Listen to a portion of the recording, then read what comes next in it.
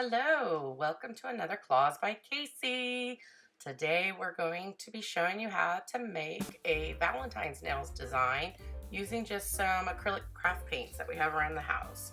So as you can see here, I've taken 5 nail tips and I am using Happy Gel. It's a poly gel in the clear to attach it. Now I'm only taking about a pea size amount. You don't need a lot of this. And then I pop it in the lamp and it sticks them to the little stands. So then I went ahead and took some Gershon base coat. It doesn't matter what brand you use. This is just the one I have sitting near me. And I'm going to go ahead and apply a coat to all 5 of these and cure it. Now that these are cured, we're going to go ahead and take Pink Pursuit and Midsummer Rose from the Model Ones nail polish collection. And I'm going to apply the Pink Pursuit to 3 nails and the red to just 2 of them. I am taking my time and making this nice thin layer so that they cure evenly. I'm also going to go in twice with this polish. So I'm going to put a layer on nice and thin, get everything coated, pop it in the lamp for about 30 seconds, let it cure fully, and then bring it out and I'm going to do the same thing again. And then I'm going to repeat the same process with the red.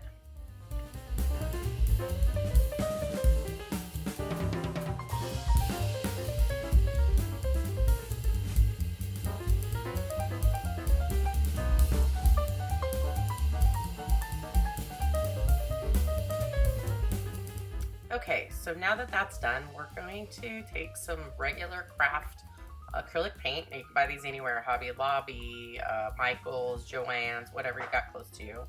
This is just a plain white tile out of the tile aisle of Home Depot. Just make sure it's got a ceramic coating. And then the last thing you're gonna need is some dotting tools. Now we're gonna use these to help shape the hearts. If you don't have a dotting tool around, you can probably get by with just a brush. This is a foil transfer kit from Savvyland. I got this on Amazon.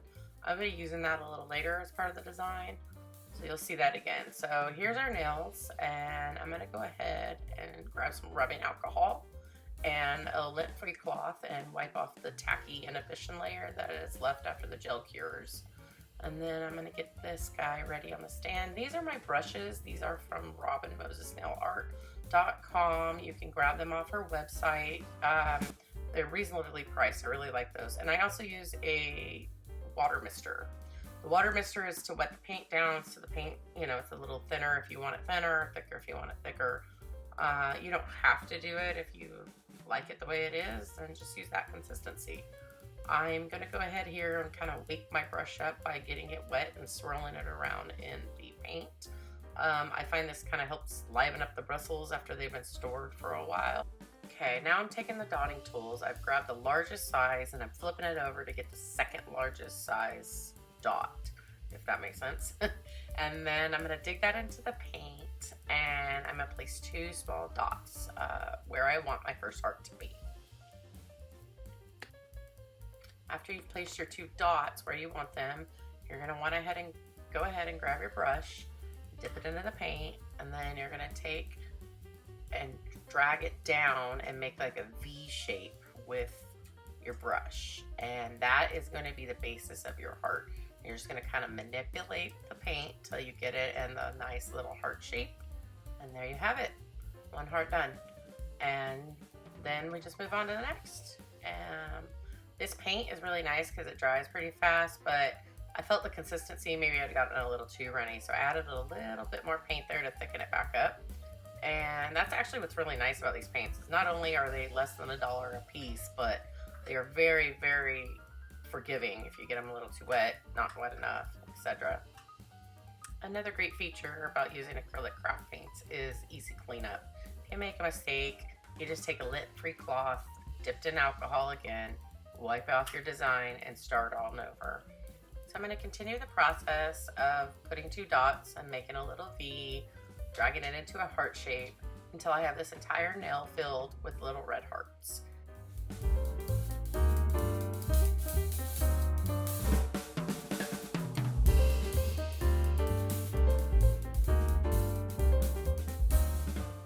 So I decided I wanted to add some silver hearts as an accent. So I went ahead and grabbed my silver and pour a little bit out on my tile here. And then we're going to do the same exact process. 2 dots pulled into a V, pulled into a heart.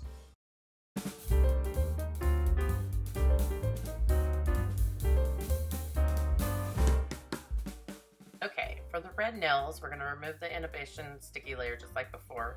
Then we're going to take the pink and we're going to do the exact same steps. 2 dots pulled into a V, shaped into a heart, and then we're going to follow that up with some silver.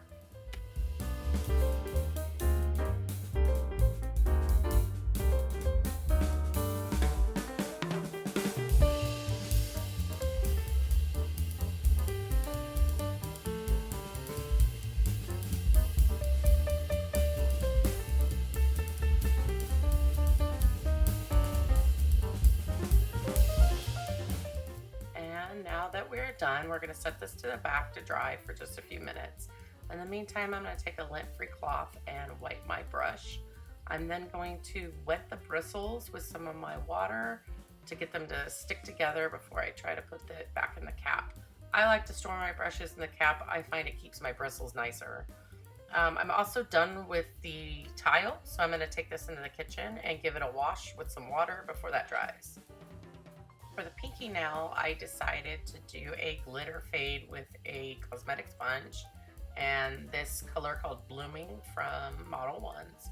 I just mostly want a glitter fade on this nail, so I'm going to concentrate the bulk of the product down at the cuticle area and then give it a gradual fade back up to the top. Once I'm happy with that initial design, I'm going to pop it into a lamp. And then I'm going to go back in with the second coat here, and this just really concentrates that pink color and the glitter down at the base of the nail. Now, if I wanted this to be a true ombre, I could have just done pink and red. I just mostly wanted a glitter fade on this nail, so I'm not really worried about being able to see the pink at the base of the cuticle, if that makes sense. Once you're happy with your design, go ahead and flash cure it in a lamp so the polish doesn't move on you. And then to clean up the cosmetic sponges, I literally just cut the corner off, throw that little piece away, save the rest of it for the next time. Now I'm going to take this nail art foil glue from Savvyland, and this is what the kit came with: a little instruction booklet, about 60 of these foil sheets, the little tool that you see laying there, and the foil glue itself. I'm going to take the foil glue and go diagonally down the nail, making sure to keep a nice straight diagonal line. And once I am satisfied that I have that line good and crisp, I'm going to cure this in the lamp. And then I'm going to do the second pink nail the same. And I'm going to double check these against each other. And once I'm satisfied that that diagonal line is equal on each nail, I cure the second nail. Now, if you make a mistake, you just take a brush with a little bit of rubbing alcohol in it and wipe off anything that you messed up on, which makes it nice. So now you just take the sheets of foil, you press, you rub with the little tool that they gave you, you rub until you can't rub anymore, and then you rip the foil paper back and the design will actually stay on, as you can see. I decided that the transition line between the pink and the foil wasn't sharp enough, so I'm going to take some black craft paint and I'm going to grab my other brush from Robin Moses, the longer one. It's called the Unicorn. It's a striping brush. I'm going to wake it up with some water and in that black paint, and then I'm going to go ahead and stripe down between the foil and the pink polish, just kind of giving that more of a defined look. All right, once this black paint is dry, we can go ahead and top coat our nails.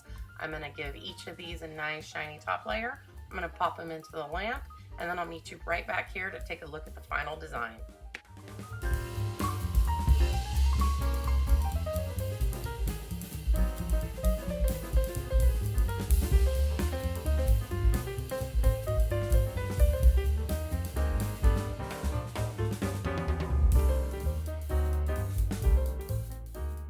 Alright guys, and there you are, the final look.